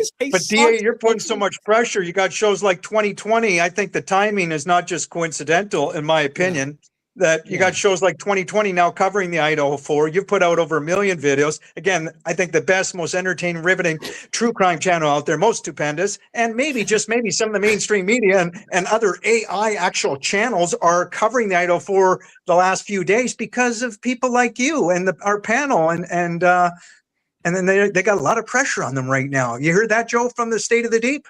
That's what I got. Yeah, man, absolutely. I say I hate this case every single day. And Dago. Once a day I hate it. And then I have people that are laughing. They're like, then why are you? I said, don't finish asking me the question because you're sitting there with me. You know the answer to that already. You know why we're sitting here talking about it. We all hate it. And there's a reason for it. But I wanted to jump back real quick to add something, Lee, and all the rest of you guys as well. For 2 years, guys, we didn't talk about Dylan and Bethany, at least on my channel, we didn't talk about it at all because you weren't supposed to. You weren't allowed to because of victim shaming. Victim shaming, yep. Same with anything with the Galvez family or anything else. And about 6 months ago, I washed my hands and, excuse my phrasing, I said, fuck that. I'm done with this. I'm going to see what I see and say what I say because I've kept this bottled inside me. I was like going to blow up because I had so many things I saw and heard and felt and heard or thought about that I needed to talk about it. It's not victim shaming in these aspects. The way that us as creators do this, we're asking questions because they're there. And I just want to put that out. And that's how I do it. If it includes the Goncalves family, if it even includes at some point one of the victims, I'm never going to be disrespectful to the victims or their families, but I'm going to ask the questions that I have because they relate to the case. And that's all I'm saying as far as how I do it. And I would never want to put, any disrespect out here on your channel, Leah, ever. So I don't want anybody to ever think that that's what I'm trying to do is be disrespectful. And I don't believe any of us out here are. I think we're all just wanting answers finally to the questions that we keep. Every time they say, here's your answers, as soon as you read through that, we have more questions. So it makes sense. It's ongoing. Right. And yeah. It's important to ask these questions. People are like, well, these are just cases and why do you need to know? And you're being fucking nosy and all this. And no, it's the principle behind it.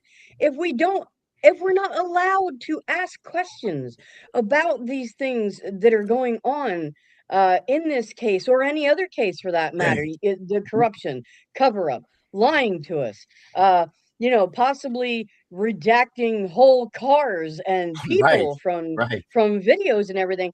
That's the point of this, is that we deserve better. We're supposed to be the greatest country in the world. Yes, ma'am. But yet we're not supposed to ask for the truth. We're not supposed to expect this of our leaders. That's what this is. A big part of this is about. Not that we're out here just trying to be nosy and yes, ma'am. It's important what we're doing. That's right. And people question things and it's like, how dare you? Well, just like the woman who was on here last week that I got pissed off at. Yeah. And I gave her a few choice words in the chat. The reality is, we wouldn't be asking these questions if there wasn't such a long and storied history of fuckery with our government. Amen. Yeah. Right. I mean, anybody can read the books. It's all out there. The operations are many of them. Many aren't, but many are documented. And you can see the things that our government has been involved with. And let me tell you, for a normie to read that stuff, it would probably be very difficult for them to swallow it. Agreed. I want to say a few things. So Lee and JJ brought up. I'm up to chapter 3. It's an excellent book by John Grisham, Framed, and this is going to go into like something I'm going to mention because people I know are going to say, "Well, Kohlberger pled guilty, so he's guilty. That's it. That's the end." You have to read that book, and you will see that there are many times that people are coerced or they're scared or they're threatened or all kinds of reasons that people plead guilty. Doesn't mean they actually did it. And you have to remember that it's not for the defense doesn't need to prove who, it's great if you can. They don't need to prove who did the crime. Or a All motive. they need to show is the exculpatory evidence. And like everyone's just talking about now, I have about 100 questions for Ann Taylor. Where was this? Where was this audio video? How come, was this not argued? This 2:30 to 3:30 video? And I know people, I know there's other creators out there. I'm not going to name them. We try to be respectful as best we can here that have said, oh, it's just people partying, that it's just a college party. It's this and that. Well, you know what? If it is some kind of crazy party or whatever, which I don't believe, again, watch Lee's his breakdown video of showing 410 to 420 when the official timeline supposedly happened with 4 people getting murdered. You hear crickets practically in the background. You listen to 2:30, 3:30, you hear all kinds of screaming, noises, yelling, singing, all kinds of nonsense. The point is that it's exculpatory evidence. That reasonable doubt. There's reasonable doubt there. That's what it's all about. Yeah, and I don't want to beat a dead horse because we say it every night, but maybe it can't say it enough. Along that book Framed that we were talking about, people often say, it's disrespectful to ask questions. What about those families? They need closure. So what about chapter 1 of Framed, where 7 people went to jail for a crime they didn't commit? Fuck all their families. They all get to just grieve while they have their loved ones called a murderer and accused of raping people and sodomizing them with objects and shit that they didn't do. That's okay. Fuck all those people, because we want to give closure to the victim in this thing. And don't you want that person to have closure? Is it okay with you in America to let somebody have closure by getting the wrong person? Or I fundamentally don't understand what's wrong with human beings, that you would think that somehow we all just need to shut the hell up and let the families have closure, even if it's the wrong person. That's somehow okay. What about all those people who lost loved ones and had their life upturned because their brother or their sister or their son was called a murderer, and then later on you find out they're completely exonerated, they had nothing to do with it? All those families can be damaged, in your opinion, because we need to show respect to the victim who died in the case, and it doesn't matter if you got the right guy or not. Just be respectful to the victim. That's asinine to me. It is bullshit. Absolutely. You got a man. I've covered these cases. 30 years, excuse me, Robin. 30 fucking years you spend in prison. 30 years for nothing. You did nothing. You get out and then you die 2 years later. Are you kidding me? You lost your entire life. And nobody even says, I'm sorry that happened to you. I'm done with that kind of bullshit. Sorry. I fully agree with you on that. Swear away. I don't care. That's just my automatic. I do it in my own channel. It's just a thing I do, so just ignore me when I do it. Oftentimes people, and I often use the West Memphis 3 as an example of this. People are used as pawns. If a prosecutor's got political aspirations and they're a shady person and they're, a scumbag, quite frankly, they will railroad people. I mean, that's not the only case. There's been many, but that one was Park 5. One of the biggest. The Central Park 5 and the West Memphis 3 are 2 cases I always refer to. And I read books about both of those cases, watched every documentary there was about those cases. And that happened. That's people did that. They got something in their head and they went with it. And the West Memphis 3 guys, I don't know how long I can't remember how long the Central Park 5 guys were in prison, but the West Memphis 3 kids were in prison for a long time. And when they got released, they had to make an Alford plea, which is basically they couldn't sue for wrongful conviction. Right. They couldn't fight it. They couldn't file any lawsuits. They had to admit that they were guilty, just like what Koberger had to do to get that plea deal, to have the death penalty dropped. The same thing happened with the West Memphis 3. They had to make an Alford plea, which basically they couldn't be exonerated. And so the reason why the West Memphis 3 got released at all is because of the documentaries that came out. Yeah. The early documentaries about the case on HBO, no less. There was like a 2 or 3 part series on HBO.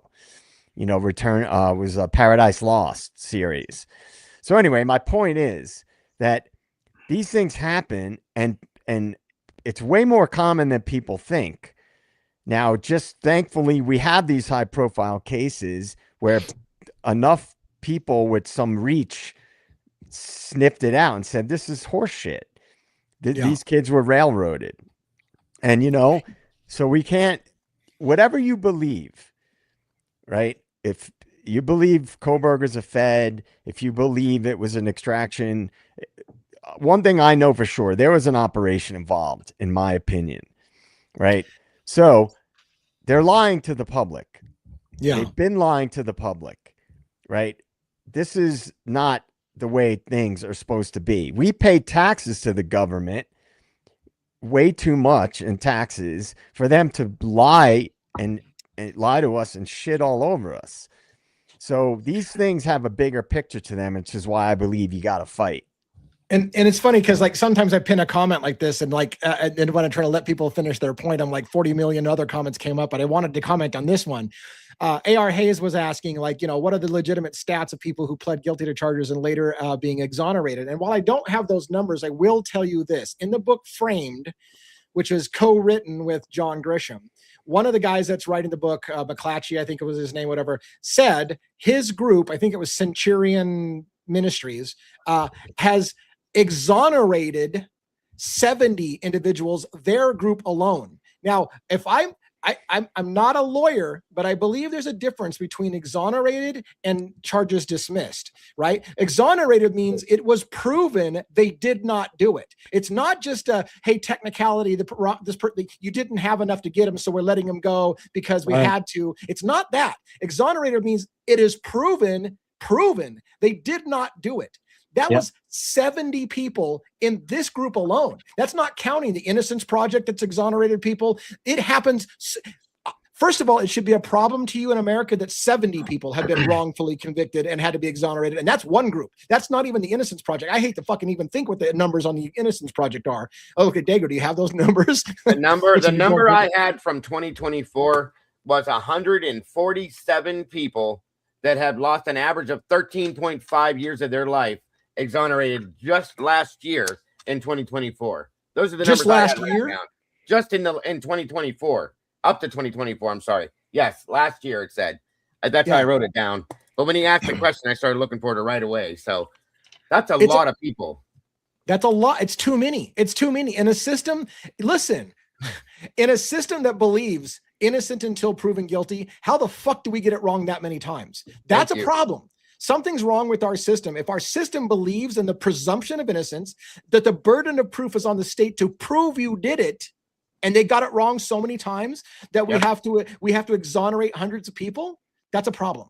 Yeah. I mean, they lost an average of 13 and a half years of their life. 150 people, basically. That's a lot of your life to be losing, in my opinion. I'm sorry, but that's a problem that needs corrected yesterday, not today. Yeah, and Rhonda, my wife in the next room, said there was 204 Innocence Project's clients exonerated by DNA. See, which is an interesting thing. Yeah. Well, and that's what this case is based on, is DNA. So that, as I think most cases are nowadays, that have the misconviction, I'll call it. I know there's a different word. I can't think of it right now, but a lot of the cases that are wrongly convicted, I think, are based on DNA, in my opinion, is just my thought. So Yeah. So this is a big point. I just so there's a exonerationregistry.org, and this is an interesting fact. It says we know of official misconduct in 100. So this is from 2024. We know of official misconduct in 104 or 71% of exonerations that occurred in 2024. Most of these cases involve more than one kind of misconduct, such as failure to disclose exculpatory evidence to the defense. 95 cases. Witness tampering, 43 cases. Perjury by an official actor, 39 cases. Knowing presentation of perjured testimony, 11. Police misconduct and interrogations, 9. And prosecutorial dishonesty in court, 8. And forensic misconduct, 5. So it's just like insane. And while I will stop short. Go ahead, sorry. Well, I will stop short of making accusations. I will say my gut feeling tells you we have almost all of those situations in the Idaho 4 case. Yeah, we have hidden exculpatory information that was hidden from the defense. I believe we have evidence of witness tampering where witnesses were coached through their presentations to give the story that they wanted to be told. I think all of the things that you say lead to wrongful convictions, you can see happening in this case, in my opinion. Can we prove it? I don't know. But I think you can see all the telltale signs that lead to a wrongful conviction in this case, in my opinion. Right. And AR had another point too. How many of those were plea deals that were released after being convicted, so on and so forth? And again, he's still going. Are we talking capital cases? Are we talking misdemeanor? Blah, blah, blah, blah. The whole point is, and these are all great questions because there's so much of it that's going on within the United States alone. It's insane. You could look at this all day long and still never finish up talking about it in one day. So, no, this.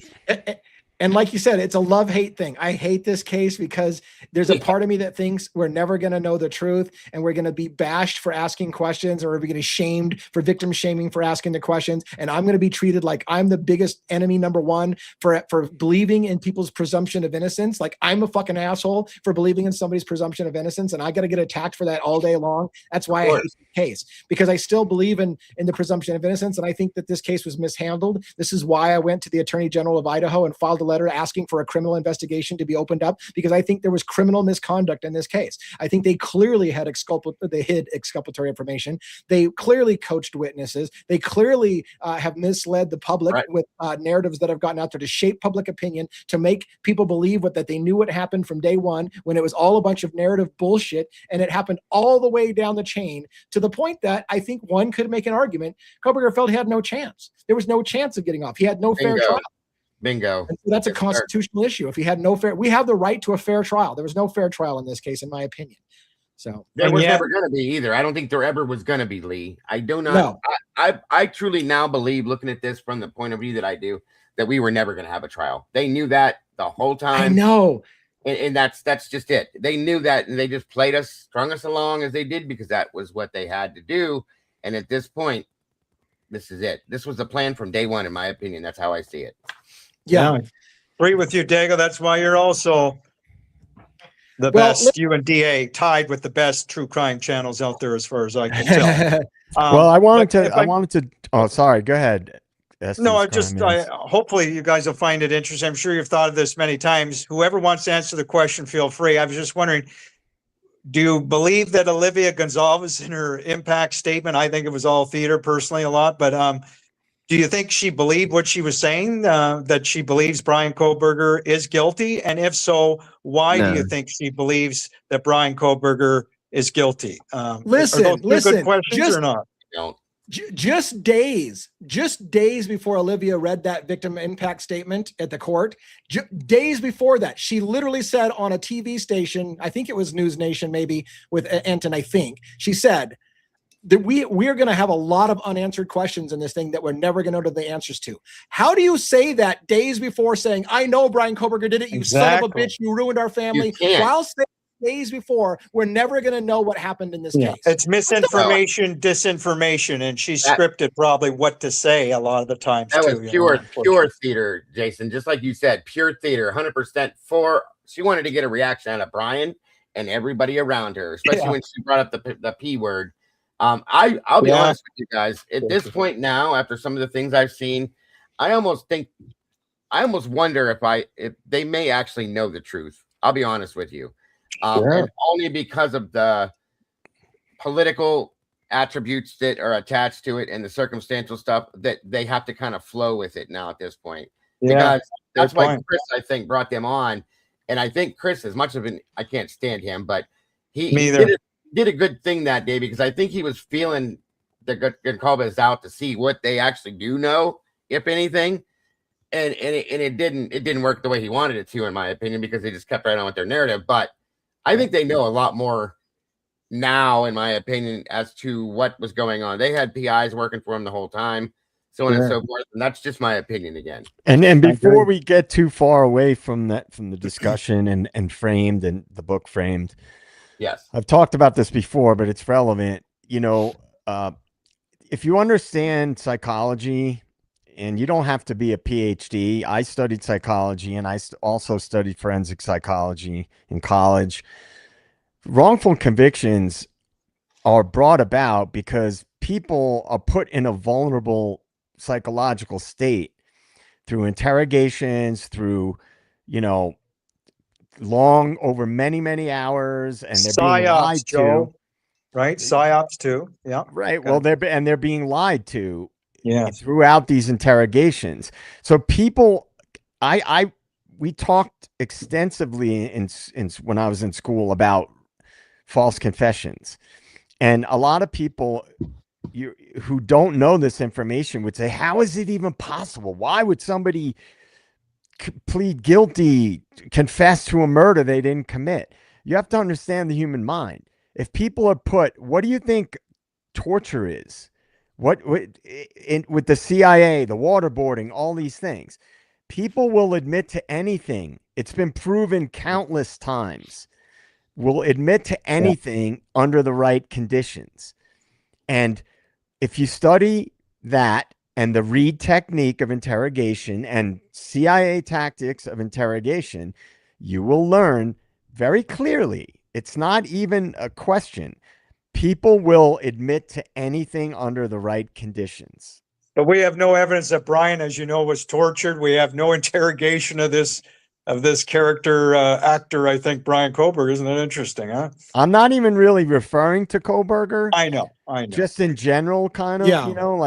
Talking about like the book Framed and to understanding that this is a real thing, and it's and again, I know the true crime. People know this. I know they do, because it's a very prominent topic in if you study true crime and you understand forensics a little bit. But again, it's very important to understand that if you put people in a certain psychological state, they can very easily be manipulated. Yes. So listen, I want to wrap up here. I hope Dago will hang out for a moment, even though I want to spend I'll try to do it in 7 minutes or less.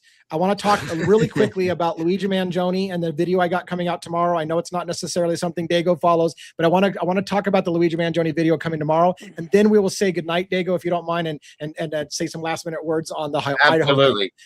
Yeah, so tomorrow morning I'm going to debut a video. It's not going to be a big video. Like this is a perfect example. If I was doing everything for clicks, I wouldn't be covering Luigi Mangione. Luigi Mangione crushes my numbers. It actually tells. Listen, this is what personal thing I take on the Luigi Mangione case. When I put out a Luigi video or a Lisk video, the Long Island serial killer, any other video, the Idaho 4, my numbers get crushed, and that tells YouTube that people are losing interest in my channel. But I still fucking do it because these cases are huge and the cases mean something. So for those who think that I'm in it for clickbaiting, I wouldn't be covering Luigi Mangione because it crushes my numbers when I do so. But let me tell you the big news that's coming out tomorrow in Luigi Mangione's case. Karen Agnifilo just filed yesterday a motion basically to dismiss the entire case from the federal government. And her logic was a bombshell.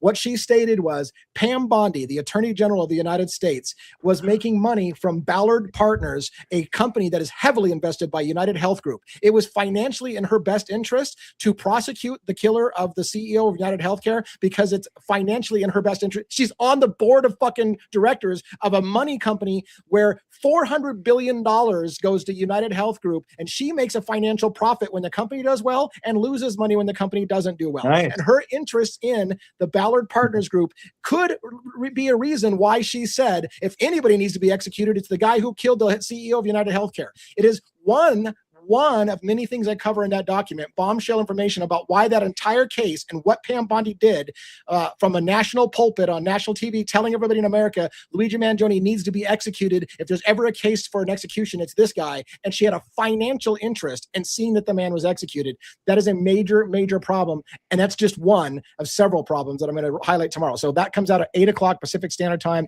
tomorrow morning in a video. I hope you watch it. Give it a shot. Help my numbers not get crushed as much, but I know it will anyways. Dago, by the way, I yeah. do cover that case too. Many others. I'm not just Idaho. I promise you. In fact, I was I heard you say he might want to talk about Idaho when I popped up here. I'm about anything you guys want to talk about. I cover it all. I promise you. Nice. So. Yeah, I do know that you've covered lots of stories. You've covered stories I haven't covered. I've seen that as well, you know, so I appreciate that. I didn't know that you were watching the Luigi case, so that's super interesting. And of course, I don't know where you stand on the whole issue. I realize that can be a polarizing thing because, you know, like anyways, but the whole, in my view, the bigger picture is, what led somebody to think that killing the CEO of United Healthcare was necessary? Because it's a predatory healthcare system that kills people in the thousands to make money for their shareholders. And while I'm not condoning vigilante violence or people doing things like that, one should ask the bigger question. How did we get to the point in this country where a predatory healthcare system leads somebody to have so much anger that they felt that's the only solution we have left to fight back is the people who are being fucked by a predatory healthcare system? Amen. So, Amen. Perfect. Hey, it sounds like you and I, Dago, have a lot in common. Oh my God, so much, Lee. It's crazy. Yeah. What you got, Jason Estes?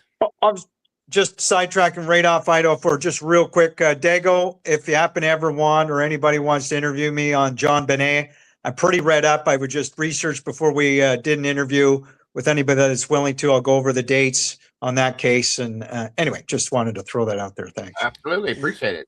Well, looks like we've got another operation case. Have you guys heard the information about the Brown University shooting? Oh God!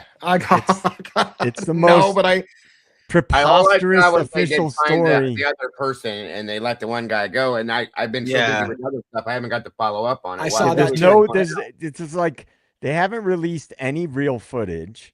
Right, except just like in the Tyler Robinson case, some rando videos of this guy with a mask on, of course, walking around, and then, oh my God, what a coincidence! He killed an MIT professor because he went to school at MIT. And oh, by the way, look at the investments, the ties, the financial ties with that case as well.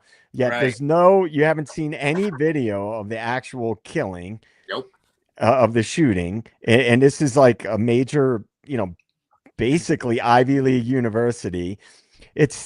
Guys, we're being manipulated. Are you saying the way they do it is they use things that you can't question. Because if you question it, you're a piece of shit. Yeah. Are you saying it didn't happen at the University of what's that university? Did you just mention it? I can't do it. Can't do it. Can I ask what I'm saying is, I'm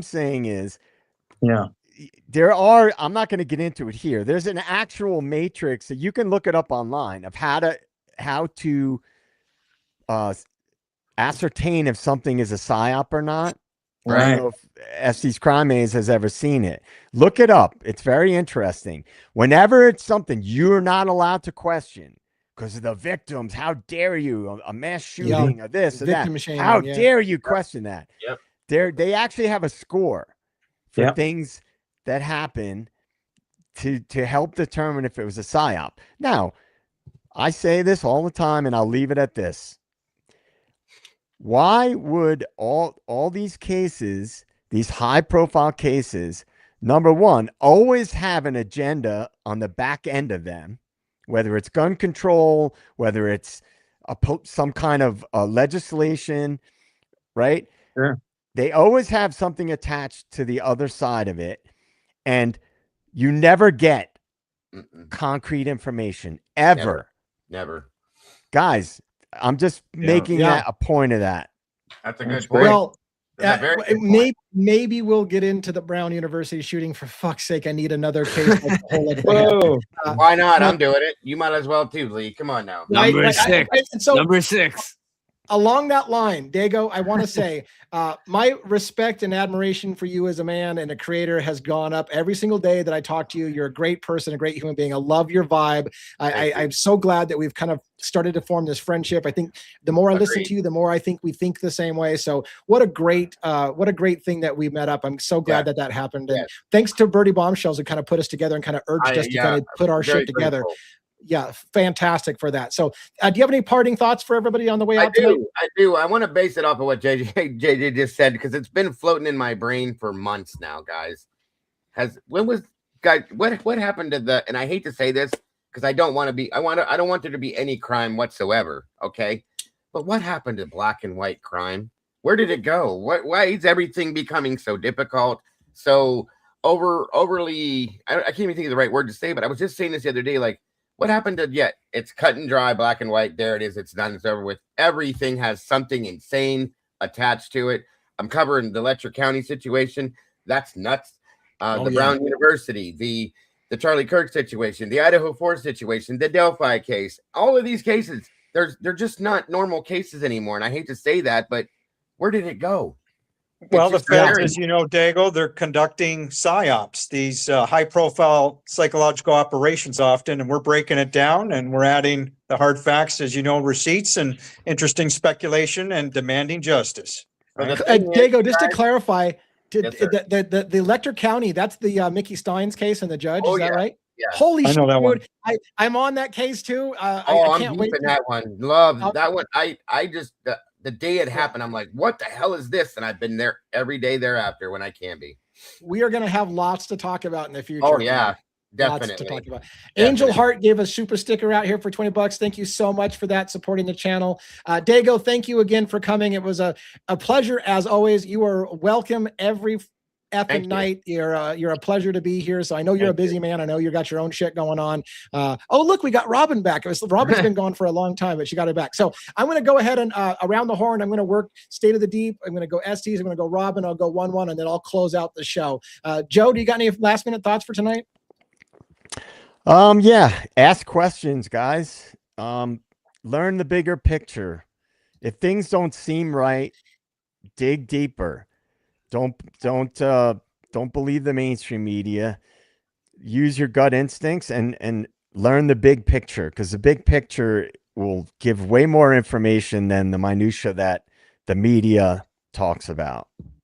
Absolutely. Fantastic. Well said. And Jason Estes Crime Maze, what is your thought?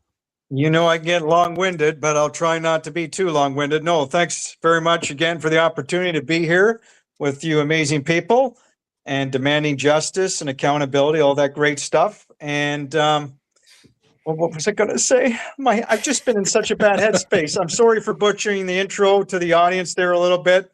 But again, thank you for your time, everyone. And I just would love to collaborate sometimes with some others, perhaps for some more interviews. But DA, you've got cock swagger. Nobody's got it like you, and I'm proud to be on this show. Hopefully, we can continue that. Joe from the Deep, Stay the Deep, 1-1, the incomparable DA.